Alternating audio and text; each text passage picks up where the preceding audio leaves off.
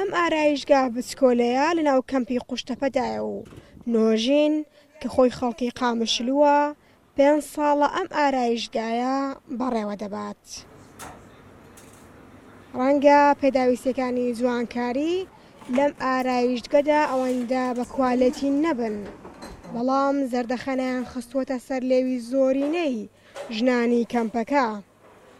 هاتمان کوردستانی البێدێ ساڵۆن چێکرد والحمد لله يعني شغل باشا يعني بما انه كامبا يعني بس باشا الحمد لله وزبوني مش مرازينا وشغل باشا يعني جمرة مثلا شلوش تربيجم از تشتي باقشتينم بشكي سعر مثلا خلكن هنا دبينا شغليتا باقجة غمناكي سعري باشا وخلكن هنا فقير مثلا دبي جمرة كيمكا.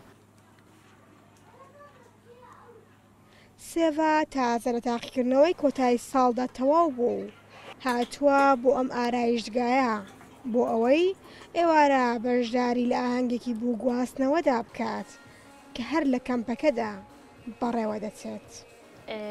ئەم تێنە ساڵۆنا بێدێ ناوێ ساڵۆنی نۆژینە براستی ساڵۆنای گەلکی خۆشکە شغلێوێ گەلکی باشە خۆشکە هەموو کەچکتین یعنی نەبەس ئەستێنین گەلێک کەچکتین پیرەکتین چێکی گۆخوازی بخۆ خۆشکت کێ تێوێ دەکەی براستی بنابوودەنگە ساڵۆنای شغلێوێ گەلکی باشە خۆشکە. هەبوونی ئارایشگا و دەرکەوتنی ژنان بە ماکیاژ و قژی بۆ یەکراوەوە دەڵێت بۆ ژنانی کەمپ هەژاری نەیتوانیوە ببێتە ڕێگر لە بەردەم خۆ جوانکردن و پێشاندانی ژنبوونیان. ناری ڕۆستەم دەنگی ئەمریکا هەولێر.